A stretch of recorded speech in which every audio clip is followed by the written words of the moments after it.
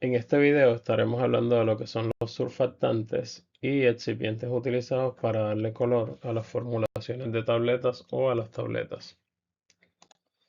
Por definición, un surfactante es aquel excipiente que disminuye o baja la tensión superficial. En este caso, estamos hablando de esa tensión superficial ya sea entre líquidos o entre una interfase líquido-sólido. Por definición, también podemos pensar en un surfactante como un grupo de moléculas que tiene ambas partes, hidrofóbica e hidrofílica.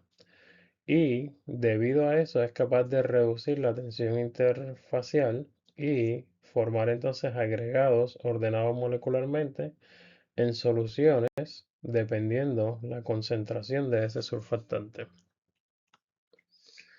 En las formulaciones farmacéuticas se utilizan debido a que esa capacidad que tienen les ayuda a mejorar lo que es la solubilidad, estabilidad y también la biodisponibilidad del ingrediente activo de la formulación farmacéutica.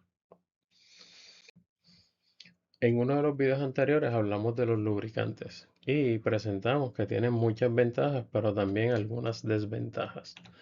Dentro de esas desventajas tenemos que muchos de ellos son insolubles y eso hace que formen una capa protectora alrededor de la tableta, que evita que la tableta y sus componentes puedan disolverse adecuadamente. Además, es bien importante mantener una cantidad de lubricante adecuada en esa formulación y hay que evitar sobremezclado de la formulación para que no ocurra una sobrelubricación de ese material.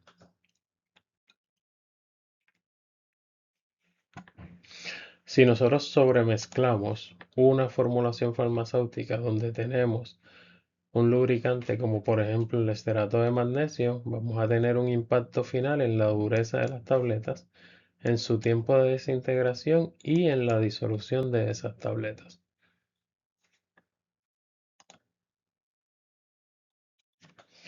Y esto nos lleva al uso de surfactantes en esas formulaciones porque nos ayudan a mejorar lo que es la desintegración y la disolución de esas tabletas.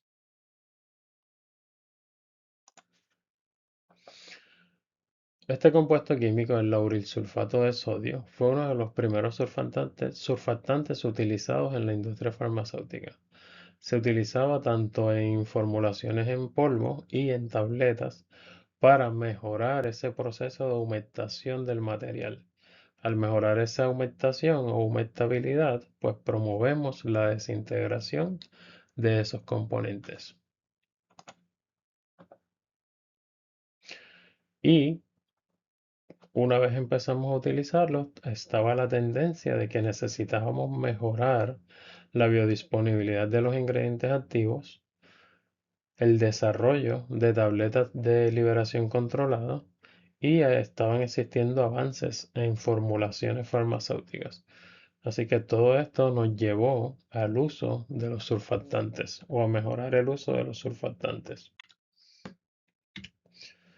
Algunas de las propiedades principales de los surfactantes que utilizamos en la actualidad en la industria farmacéutica son que tienen propiedades similares a los lubricantes, así que podemos utilizar un surfactante que tenga cualidades de lubricante, tienen esa capacidad de humectabilidad, de absorber agua, de dejarse mojar por la solución en la que se encuentran.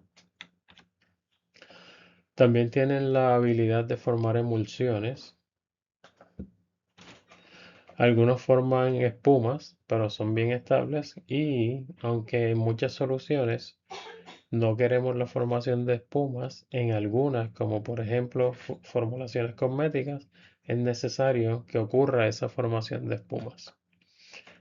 Y una de las propiedades principales y de las que más nos interesa es que reduce esa tensión superficial e interfacial.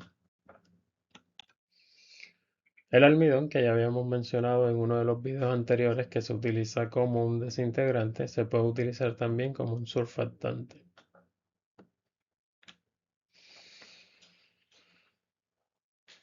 Durante el video de desintegrantes mencionamos que hay varios mecanismos por los cuales el almidón funciona, que son mecanismos hipotéticos, ¿verdad? Pero en la actualidad no hay un consenso sobre cuál es el mecanismo principal por el cual el almidón funciona como un desintegrante y funciona como un surfactante.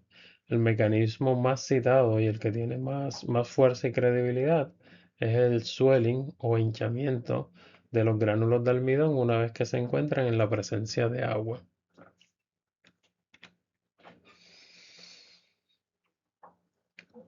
Vamos a ver que hay una formación de una red hidrofílica entre las tabletas y el almidón, produciéndose entonces un efecto en la porosidad de la tableta. Si tenemos una mayor porosidad, vamos a tener una mayor área de superficie, por lo tanto más interacción entre la tableta y la solución donde se encuentre la tableta, produciendo entonces una mejor disolución y una mejor desintegración. Aunque se utiliza como un surfactante, la función principal o el uso principal del almidón sigue siendo como un desintegrante. Otro excipiente que se utiliza como surfactante es el NCC o celulosa microcristalina. Hablamos de él en uno de los videos anteriores. Este es un excipiente que tiene características como insoluble en agua, insoluble en alcohol, pero aunque es insoluble, promueve que el agua entre rápidamente a esa formulación, a esa tableta, por lo tanto nos genera una desintegración mucho más rápida.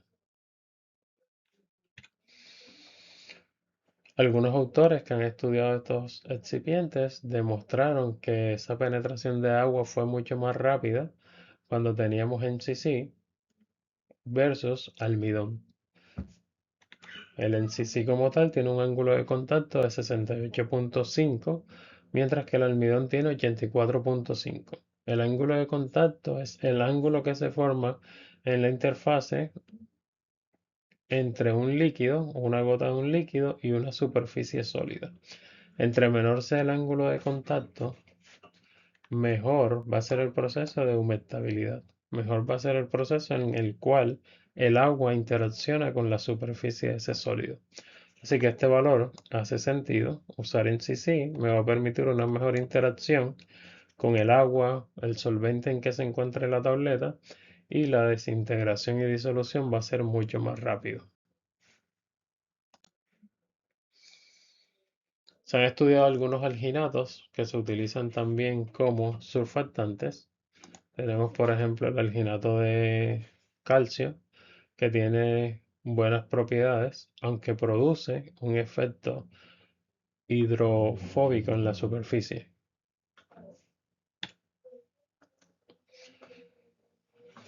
Y como surfactante causa o ayuda, promueve la erosión de la tableta. Al la tableta erosionarse, mejora entonces el tiempo de disolución y de desintegración.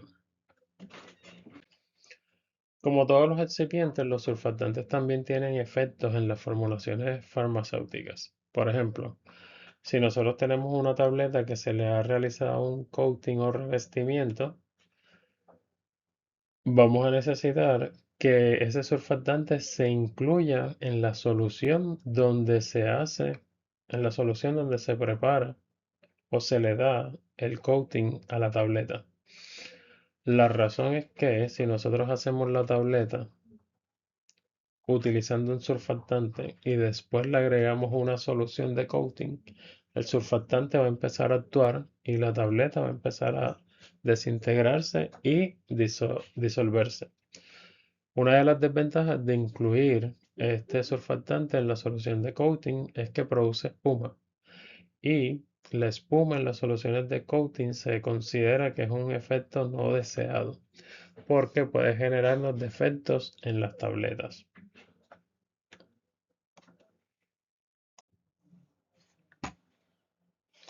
Estudios adicionales han demostrado que un aumento en la cantidad de surfactante produce un aumento en la liberación del ingrediente activo. Otros estudios con polisorbato 80 demostraron que el uso de ese polisorbato mejoraba las propiedades de flujo, en este caso, de gránulos de sulfanilamida que contenían almidón. Pero este mismo estudio demostró que utilizar altas concentraciones de surfactantes aumentaba la pegajosidad de las tabletas. Las tabletas quedaban como más pegajosas.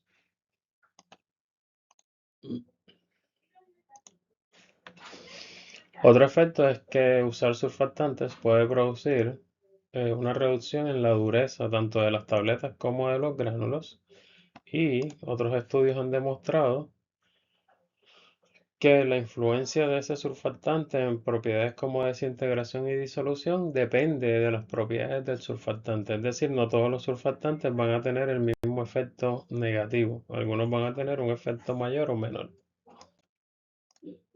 Y como regla general, se ha establecido que la dureza de las tabletas disminuye a medida que nosotros aumentamos la concentración de surfactante. A mayor surfactante, más débil o menos fuerte va a ser esa tableta al final.